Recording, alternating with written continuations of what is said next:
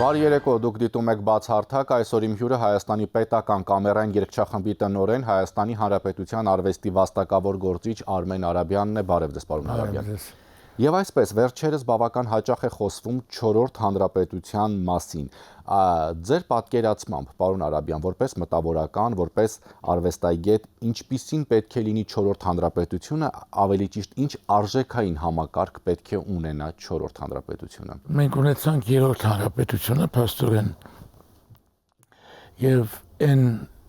նեգատիվ գուցե դրսևորումները, որոնք եղել են,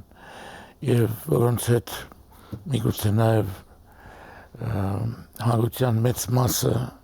գուցե եւ համաձայն չի, այդ տեսանկյունից կարելի է դիտարկել նաև որպես 4-րդ հանրապետություն, այսինքն որևէ զավեշտ կամ հակասություն չեմ տեսնում, այսինքն դա որպես ժամանակի բնականon ընթացք կամ հերթականություն կարելի է դիտել։ Ինչ նեգատիվ երևույթներ նկատի ունեք, որ դրանք չպետք է լինեն հիմա։ Դե նեգատիվ երևույթները,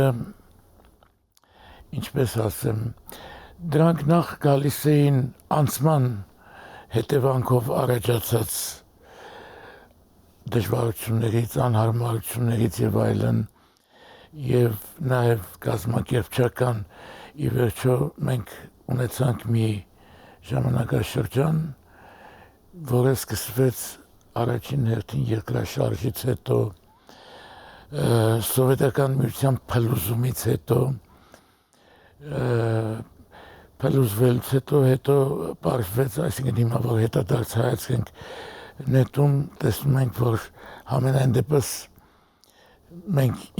ինչ ազդեցությունների տակ ենք եղել հանրապետությունը, որը նախորդ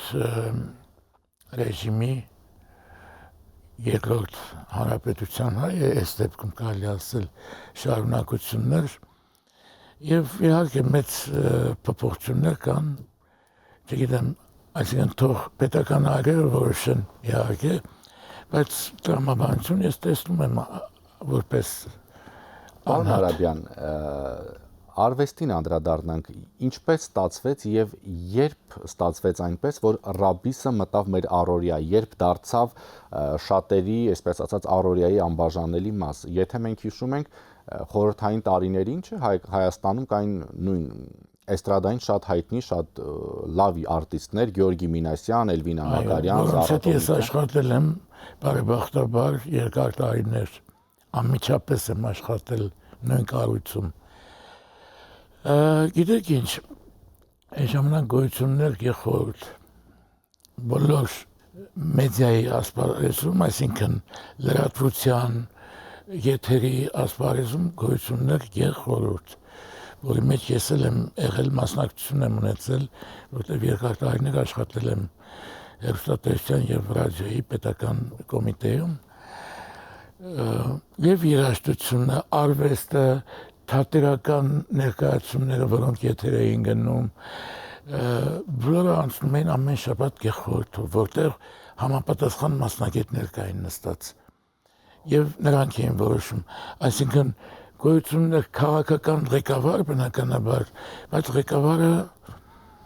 եթե նույնիսկ ուներ մեկ ձայն, այնտեղ բազմաթիվ ձայներ կային, որոնք որոշում էին, որ երաժշտությունը կարող է եթեր գնալ եւ որը չի կարելի, խոսքը հատկապես։ Իսկ խորհրդային միության փլուզումից հետո այդ գեխորհուրդը կար թե ոչ, որովհետեւ խորհրդային միության փլուզումից հետո մինչեւ 94 թիվը, որ ես աշխատել եմ ինտենսիվ ձևով կար։ Այո, փլուզումից հետո էլ կար։ Հետո 94 թվին ինչպես ստացվեց, որ դա վերացավ եւ այսպիսի ազատություն տրվեց։ Ինձ թվում է կամաց անցում, այսինքն ես 94 ասում եմ, քանի որ ես հեռուստատեսությունում աշխատել եմ մինչև 94 թվի վերջը 95-ի սկիզբը, այսպես ասած, ես իմ աշխատած տարիների հետ եմ կապում, բայց հիմա որ հետադարձ հայացք եմ գցում ու տեսնում եմ ինչպիսի հաղորդումներ էին եթեր գնում, քրեական ժարգոնով ֆիլմեր, ներկայացումներ, երաժշտությունը, կասկածելի երաժշտություն։ 90-ականները հենց նկատի ունեք։ 94-95-ից հետո արդեն դեպի ես կողմ։ Եվ հասկացա, որ մեկ-երկու հոգու որոշմամբ կայանում էր, որ ասենք ովքեր կարող էին դառնալ վաստակավոր գործիչներ, վաստակավոր մշակույթի գործիչներ, արվեստագետներ, կոչումներ ստանալ, կարող էր ասենք մի բարձրաստիճան այր որևէ հարսանիքի նստած լիներ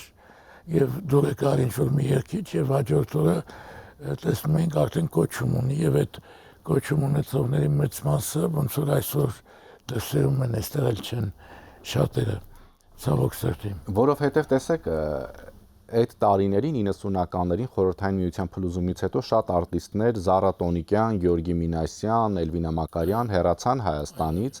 չգնահատվեցին ամեն դեպքում կամ գուցե նոր իրողությունների հետ չհամակերպվեցին, բայց նրանք ովքեր մնացին, Ռայսա Մկրտչյան, Բելլա Դարփինյան, նրանք էլ կարծես թե հայտնվեցին լուսանցքում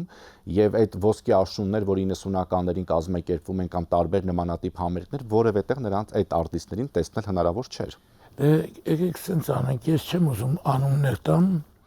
որտեվ անունների հետ որպես անձ ես շփվել եմ, բայց որպես մասնագետ, որ իմ մասնագիտությունն է արդեն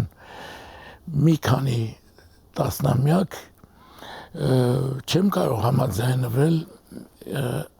արվեստի այդ ճյուղերի հետ։ Ես համաձայն եմ, որ ամեն մարդ ունի ճաշակ եւ կարելի է ռադիոընթունիչը միացնել եւ հնդկական լսել եւ պարսկական լսել եւ թուրքական, ինչու նաեւ չէ նաեւ ադրբեջանական, բայց փորձել ներմուծել երաժշտությունը ժողովրդի ճաշակի հույզերի վրա խաղալով, փոխել տեքստերը հայերեն բառերը ավելացնելով եւ այդ երաժշտությունը մատուցել, միանշանակ դեմ եմ եւ դեմ եմ նաեւ դրանց չատակովներին, ովքեր որ ասում են ժողովուրդը քեֆ է անում եւ ուրախանում է, ինչու եք խանգարում։ Թող ուրախանան իրենց տներում, իրենց վերմակների տակ, իրենց անձնական միջոցառումներին։ Իսկ պարոն Արաբյան, ինչու ժամանակին այդպես այդ փոփոխությունը այդքան կտրուկ եղավ, որ շատ այդպես կոչված որակյալ արտիստներ կամ հեռացան երկրից կամ հասկանում եմ, որտեվ եկան երկրի ղեկավարության գլուխ մարդիկ, որոնք ուրիշ ճաշակ ունեն, այսինքն մանկուց այդ երաժշտությունն են լսել, սիրել են եւ որոշել են, որ դա պետք է լինի առաջնայինը եւ ոչ թե այն, ինչ որ իսկապես ավանդական է, ի վերջո կներեք, մենք երաժշտությունը, մեր երաժշտությունը, հայկական մեղեդին, դա ոչ միայն քրիստոնեությունից հետո, այլ նաեւ ոչ թե նաեւ, այլ հատկապես միջքրիստոնեական շրջանից մենք ունեցել ենք մեղեդիներ, սա իմ սուբյեկտիվ կարծիքը չեմ հայտնում, շատ հեղինակավոր մասնագետների հայտնի անունների հետ եմ ես կիսվել եւ մենք տվել ենք եւ արևմուտքին եւ արևելքին մեր մեղեդին եւ այսօր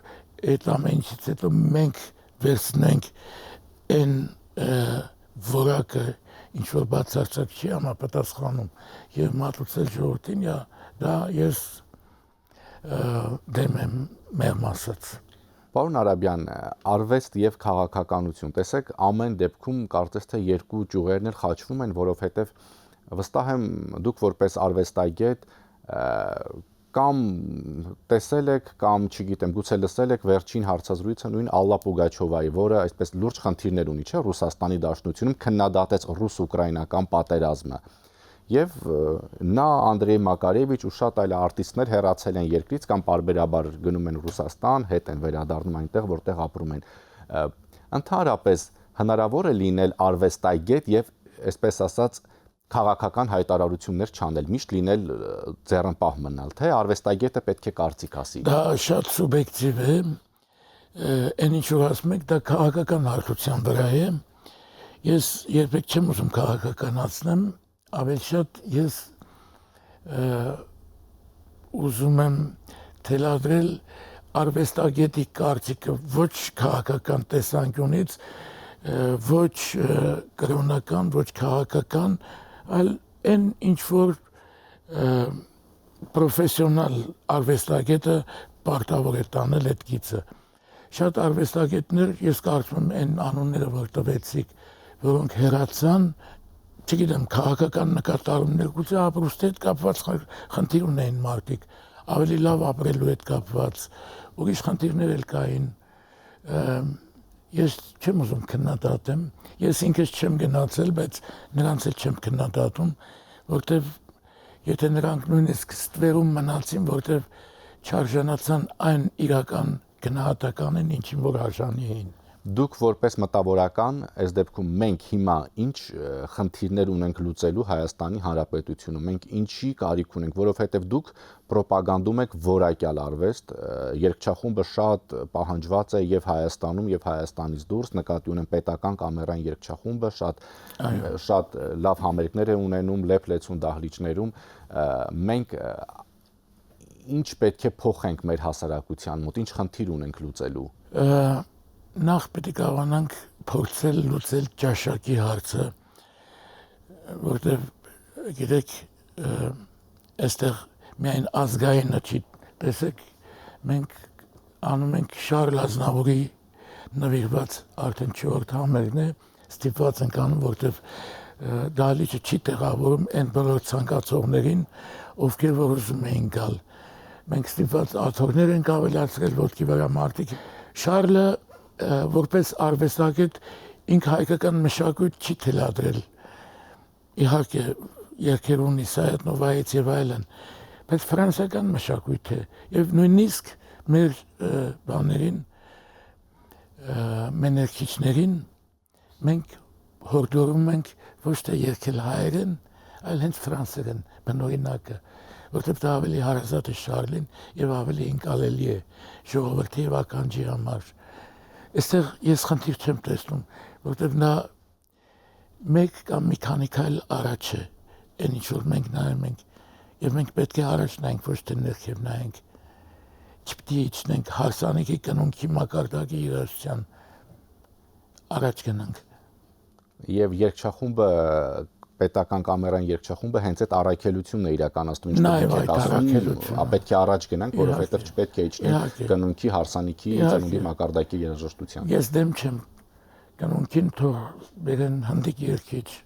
Ադրբեջանից, եթե կարող են հրավիրել, եթե մարդը այդ ասիրում, խնդիր չկա։ Եվ դա էլ արվեստ, էդ էլ ասեմ։ Դա էլ արվեստ, այն ինչ են ասում, իրանց են նախնական երաժշտությունը։ Մի խոսքով